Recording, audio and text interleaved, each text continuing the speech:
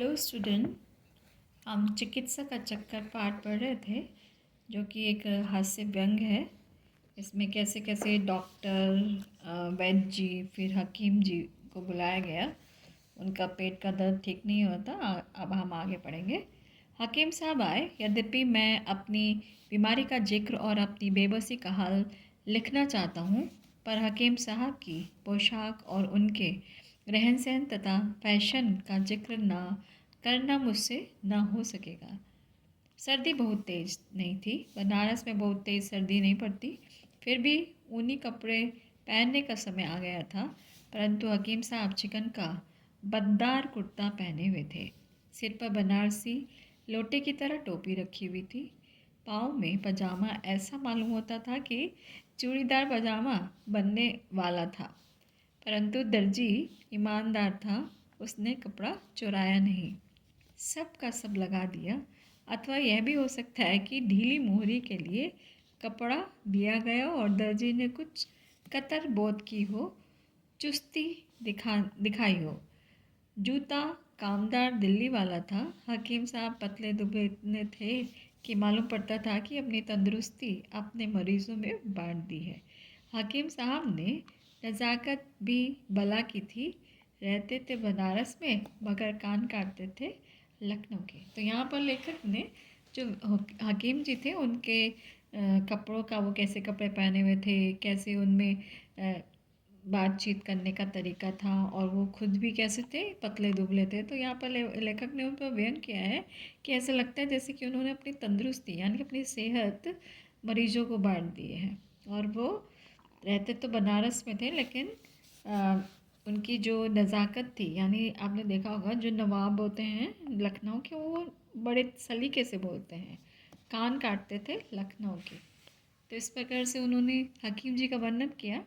अब आते ही मैंने सलाम किया। हकीम जी को लेखक ने सलाम किया, जिसका उत्तर उन्होंने मुस्कुराते हुए बड़े अंदाज से दिया। बोले, मिजाज कैसे है? मैंने कहा, मर रहा हूँ, बस आपका ही इंतज़ार था। अब ये ज़िंदगी आपके ही हाथों में है। हकीम साहब ने कहा, या रब, आप तो ऐसी बातें करते हैं गोया ज़िंदगी से बेजार हो गए, यानी अब उन्हें जीने की इच्छा नहीं रही है। भला गुफ्तगू भी कोई कोई ऐसी गुफ्तगू करता है? गुफ्तगू कहते हैं बातचीत। मरे आपके दुश्मन, नब्ज़ तो दिखाओ। पहले ज़माने में मतलब जो हकीम या वैद्य जी होते हैं, वो नब्ज़ देखकर, हमने पहले भी आपको बताया था, नब्ज़ यानी आपकी रिस्ट में जो नब्ज़ होती है, वेन होती है, उसको देख के बताते हैं। खुदा बंद करीम ने चाहा तो आनन फानन में दर्द रफू चक्कर हो जाएगा। यानी भगवान का नाम लेके कह रहे हैं कि जल्दी जल्दी आपका दर्द क्या हो जाएगा, 9-2-11 हो जाएगा, रफू चक्कर हो जाएगा। मैंने कहा, अब आपकी दुआ है। आपका नाम बनारस में ही नहीं, हिंदुस्तान में भी लुकमान की तरह मशहूर है। ये भी क्या है, हकीम हुए हैं, लुकमान हकीम। इसलिए आपको तकलीफ़ दी है, यानी इसलिए हमने आपको बुलाया है, और क्योंकि आपका नाम बनारस में ही नहीं पूरे हिंदुस्तान में है।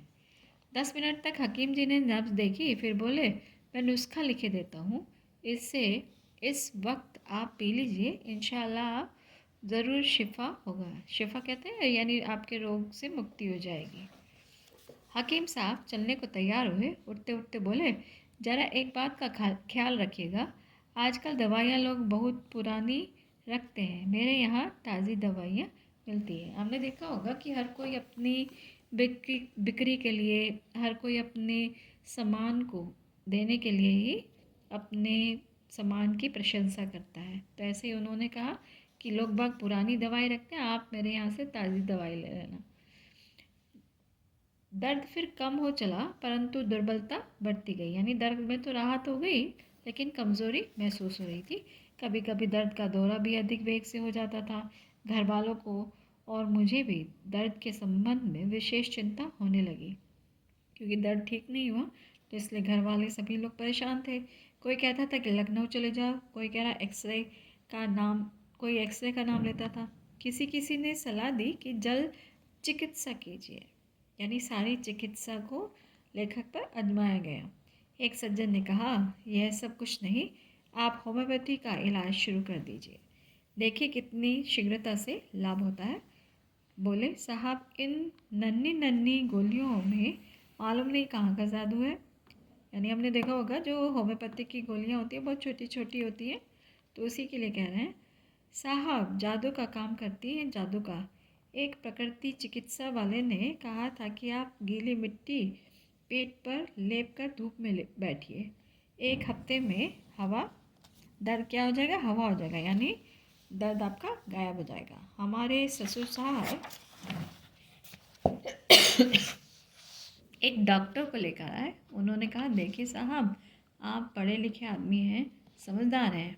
मैं बीच में बोल उठा, समझदार ना होता तो आपको कैसे यहाँ बुलाता। तो आपने देखा कितना इंटरेस्टिंग चैप्टर है आपका ये। इसी बीच में मेरी नानी की मौसी मुझे देखने आई। उन्होंने बड़े प्रेम से देखा, देखकर बोली मैं तो पहले ही सोच रही थी कि यह कोई ऊपरी खेल है। मैंने पूछा ये ऊपरी खेल क्या है नानी जी? वो बोली बेटा सब कुछ किताब में थोड़ा ही लिखा रहता है, बात यह है कि किसी चुड़ैल का फसाद है। मेरी स्त्री और माता जी को की ओर देख कर कहने लगी देखो ना इसकी बरौनी कैसे खड़ी है। बरौनी कहते हैं आईब्रोज के लिए। कोई चुड़ैल लगी है, किसी को दिखा देना चाहिए। मैंने कहा डॉक्टर तो मेरी जान के पीछे लग गए हैं, क्या चुड़ैल उनसे भी बढ़कर है? जब सब लोग चले गए तब मेरी पत्नी ने कहा तुम लोगों की बात क्यों नहीं मान लिया करते? कुछ हो या ना हो इसमें तुम्हारा हर्ज ही क्या है? मेरे दर्द में किसी विशेष प्रकार की कमी न हुई। ओझा से तो किसी प्रकार की आशा क्या करता, पर बीच बीच में दवा भी होती जाती थी। यानी सब लोगों ने सब हथकंडे उन पर अपना लिए, यानी डॉक्टर का, वैद्य का, हकीम जी का, और उसके बाद में होम्योपैथिक का, और जल प्रकृति चिकित्सा का। अब क्या आ गया, यानी जैसे किसी के ऊपर कोई चुड़ैल आ गई है उसके लिए यहाँ पर जिक्र किया गया है, तो किसी ओझा से उनको झड़वाया गया। कुछ लाभ अवश्य हुआ पर पूरा फ़ायदा न हुआ।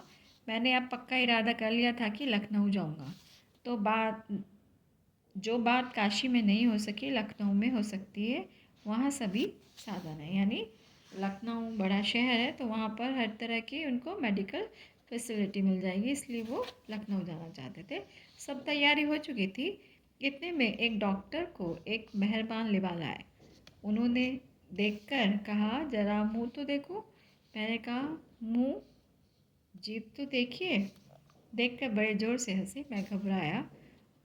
ऐसी हंसी केवल कवि सम्मेलन में बेढंगी कविता पढ़ने के समय सुनाई देती थी। यानी साहित्यिक थे लेखक, तो इसलिए उन्होंने कवि सम्मेलन का जिक्र किया। मैं चकित भी हुआ। डॉक्टर बोले किसी डॉक्टर को यहाँ सूझी नहीं, तुम्हें तो पायरिया है, उसी का जहर पेट में जा रहा है और सब फसाद पैदा करा है। यानी सब बीमारी की जड़ क्या है, आपके मुंह में जो पायरिया, दांतों में पायरिया लग गया है वो है। मैंने कहा तब क्या करूं? डॉक्टर साहब ने कहा इसमें करना ही क्या है, किसी दंत चिकित्सक के यहाँ जाकर सब दांत निकलवा दीजिए। मैंने अपने मन में कहा आपको यह तो कहने में कुछ कठिनाई ही नहीं हुई, गोया दांत निकलवाने में कोई तकलीफ ही नहीं होती। आपने तो मतलब ऐसे कह दिया जैसे कि दांत निकालने में कोई तकलीफ नहीं होती। खैर रात भर मैंने सोचा, मैंने भी यही निश्चय किया कि यही डॉक्टर ठीक कहते हैं। दंत चिकित्सक के यहाँ से पूछवाया। उसने कहा कि 3 रुपये फ़ी दांत तुड़वाने के लगेंगे। फ़ी दांत मतलब प्रत्येक दांत को तुड़वाने में 3-3 रुपये लगेंगे। मतलब एक दांत कितने रुपए में टूटेगा? 3 रुपये में। कुल दांतों के लिए 96 रुपये लगेंगे। यानी दांत कितने होते हैं? 32, तो 96 रुपीज़ लगेंगे। मगर मैं आपके लिए 6 रुपये छोड़ दूँगा, यानी आपके दांत 90 रुपये में टूट जाएंगे, निकाल दिए जाएंगे। इसके अतिरिक्त दांत बनवाई 150 रुपये अलग से लगेंगे। यानी जब दांत निकल जाएंगे तो खाने के लिए कोई तो दांत चाहिए, तो वो बनवाने के लिए 150 रुपये लगेंगे। यह सुनकर पेट के दर्द के साथ सिर में भी चक्कर आने लगे। मगर मैंने सोचा कि जान सलामत है तो सब कुछ है। इतना और और खर्च करो। श्रीमती जी से मैंने रुपए मांगे। उन्होंने पूछा क्या होगा। मैंने सारा हाल कह दिया। वे बोली तुम्हारी बुद्धि कहीं घास चलने चली गई है।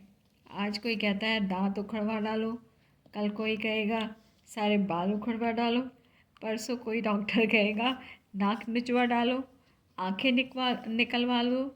यह सब फिजूल है। खाना ठिकाने से खाओ, यानी खाना ठीक प्रकार से खाओ, 15 दिन में ही ठीक हो जाओगे। मैंने कहा तुम्हें अपनी ही दवा करनी थी तो इतने रुपए बर्बाद क्यों कराए।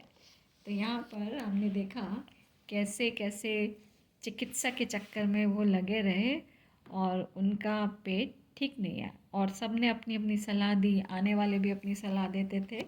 तो ऐसे ही आपने एक हास्य व्यंग पाठ पढ़ा। इंटरेस्टिंग चैप्टर था, आपको भी इसमें मज़ा आया होगा। आज हम यहीं इसी के साथ विराम लेते हैं। धन्यवाद।